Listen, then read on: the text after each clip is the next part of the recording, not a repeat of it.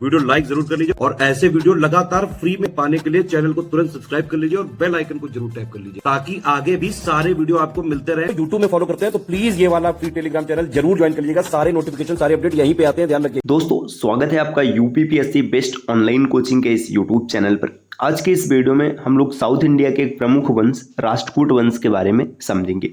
इससे पहले की वीडियोस अगर आपने नहीं देखी तो आप प्लेलिस्ट में जाकर जरूर देखिएगा। यह सीरीज सभी प्रकार के प्रतियोगी परीक्षाओं के लिए समान रूप से उपयोगी है। तो चलिए दोस्तों शुरू करते हैं आज के इस इंटरेस्टिंग सेशन को। इससे पहले कुछ जरूरी सूचनाएं। अगर आप टीम के पेड कोर्सेज को ज्वाइन करना चाहते हैं पीसीएस एग्जाम की कंप्लीट प्रिपरेशन के लिए, तो आप स्क्रीन पर दिख रहे किसी भी नंबर पर कॉल या व्हाट्सएप कर जानकारी प्राप्त कर सकते हैं। ये ज्ञान सर का व्हाट्सएप नंबर है, आप यहाँ से व्हाट्सएप के माध्यम से भी जानकारी ले सकते हैं। चलिए अब बढ़ते हैं आगे अपने क्लास की। देखिए यहाँ पे सामान्य शब्दों में बताया गया है कि राष्ट्रकूट वंश का संस्थापक दंतीदुर्ग था। ये हम लोगों ने पिछले वीडियो में भी डिस्कस किया था कि राष्ट्रकूट वंश की स्थापना दंतीदुर्ग ने किया था।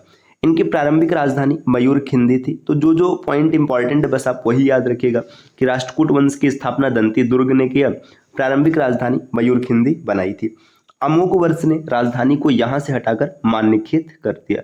तो सामान्यतः जब राजधानी पूछा जाता है कि राजधानी कहाँ थी तो मान्यखेत ही विकल्प में दिया रहता है। अगर मान्यखेत नहीं होगा तो मयूरखिंडी रहेगा। अच्छा, अब क्या होगा अगर मान लीजिए दोनों विकल्प मिल जाए कि मयूरखिंडी और मान्यखेत दोनों रहे, तो वहां पे प्रश्न पूछा जाएगा कि राजधानी क्या थी तो आप मान्यखेत लगाएंगे, और प्रारंभिक राजधानी अगर पूछी जाएगी तब मयूरखिंडी को टिक करेंगे। राष्ट्रकूट दक्षिण भारत का प्रमुख राजवंश था। राष्ट्रकूट बादामी के चालुक्यों के सामंत हुआ करते थे। मतलब जो बादामी के चालुक्य थे इनके सामंत थे राष्ट्रकूट। बादामी के चालुक्य वंश का विनाश राष्ट्रकूटों के द्वारा हुआ। कृष्ण तृतीय के लेखों से ज्ञात होता है कि राष्ट्रकूट तुंग के वंशज थे। तो ये किसके वंशज थे? तुंग के वंशज थे। ये भी आपको याद रखना है। अरब यात्री अल मसूदी ने राष्ट्रकूटों के महत्व का व्यापक रूप से वर्णन किया है। अरबी यात्री है अल मसूदी, इसने राष्ट्रकूटों का क्या महत्व है इसका विस्तार से वर्णन किया हुआ है। वत्सराज गुर्जर प्रतिहार वंश का चौथा प्रसिद्ध शासक था। वत्सराज राष्ट्रकूट नरेश ध्रुव धारावर्ष का समकालीन था। देखिए जो वत्सराज है ये राष्ट्रकूट नरेश, इसका नाम है ध्रुव धारावर्ष, इसका समकालीन हुआ था। तो ये पॉइंट तो काफी इंपॉर्टेंट हो जाता है जब कभी भी समकालीन चीजें आती है, क्योंकि अक्सर पेपर में प्रश्न बनता है कि कौन सा शासक किसके समकालीन था। वह सम्राट की उपाधि धारण करने वाला गुर्जर प्रतिहार वंश का पहला शासक था। तो देखिए अब वत्सराज के बारे में इंपॉर्टेंट पॉइंट है, इसने सम्राट की उपाधि धारण की थी और गुर्जर प्रतिहार वंश जो है इसका पहला शासक हुआ था। इसे प्रतिहार साम्राज्य का वास्तविक संस्थापक कहा जाता है। तो प्रतिहार साम्राज्य का अगर वास्तविक संस्थापक पूछ लिया जाएगा कौन है तो ये वत्सराज है। अब इसके बाद आगे यहाँ पर पॉइंट दिया दंतीदुर्ग के बारे में। इसका शासन होता है 733 ईस्वी से लेकर 756 ईस्वी तक। दंतीदुर्ग चालुक्य राजा कीर्तिवर्मन द्वितीय का सामंत था, जिसने बाद में चालुक्य साम्राज्य के उत्तरी क्षेत्र का नियंत्रण अपने हाथों में लेकर राष्ट्रकूट साम्राज्य की स्थापना की और 733 ईस्वी में गद्दी पर बैठा। हालांकि राष्ट्रकूट एक सत्ता के रूप में 753 ईस्वी में उभरा था।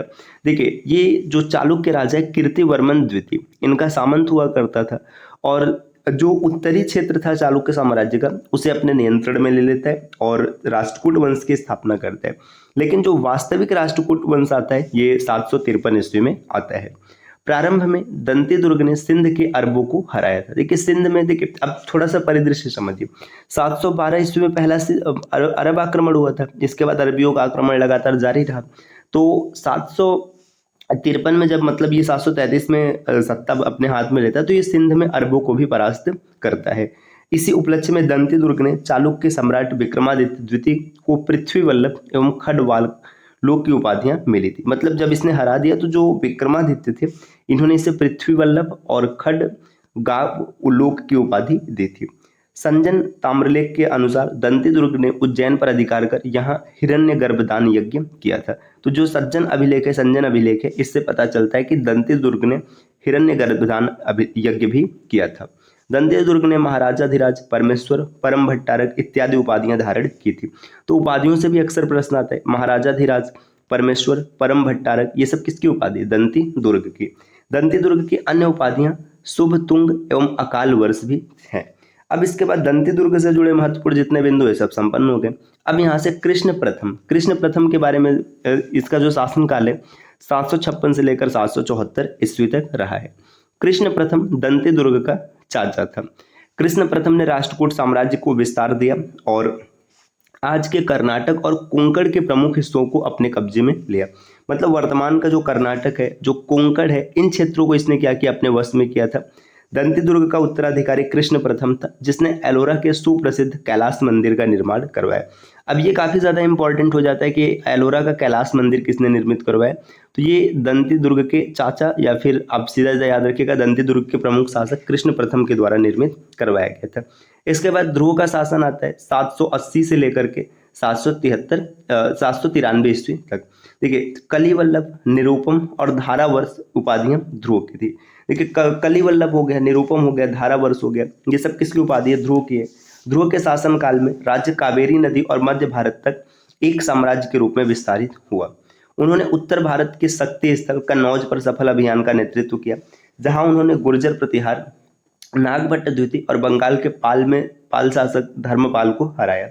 इसी के समय में त्रिपक्षीय संघर्ष की शुरुआत हो गई। ध्रुव ने गुर्जर प्रतिहार के शासक नागभट्ट द्वितीय और धर्मपाल को भी परास्त किया।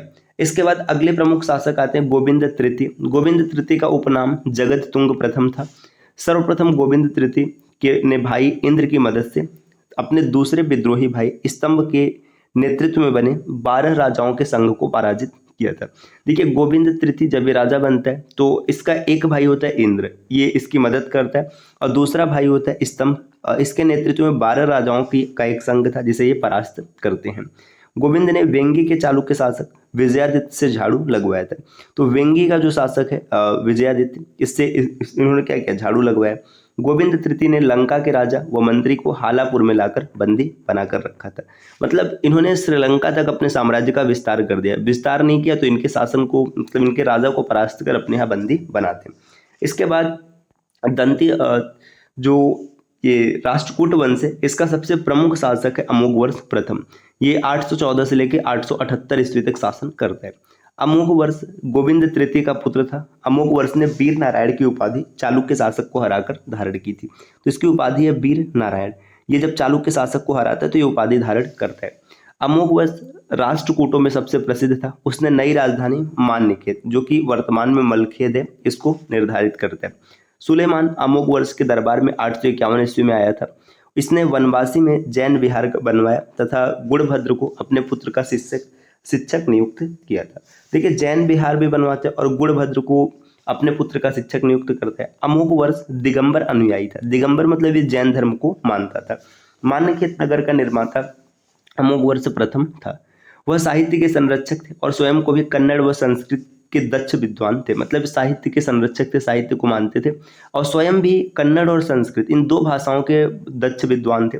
उन्होंने कविराज मार्ग, प्रारंभिक कन्नड़ काव्य और संस्कृत में प्रश्नोत्तर रत्न मल्लिका लिखी है। देखिए, इन्होंने कविराज मार्ग, प्रारंभिक कन्नड़ काव्य, तो कविराज मार्ग ये कन्नड़ काव्य इन्होंने लिखा है, और संस्कृत में प्रश्नोत्तर रत्न मल्लिका ये ग्रंथ इन्होंने लिखा है।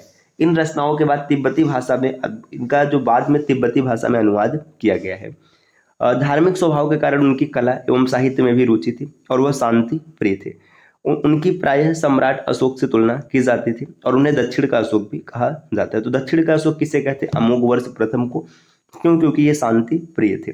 विद्वानों को संरक्षण देने पर उनकी गुप्त सम्राट विक्रमादित्य से भी तुलना की जाती है, और जिस प्रकार विद्वानों को संरक्षण देते हैं इसी कारण इनकी तुलना विक्रमादित्य से भी की गई है।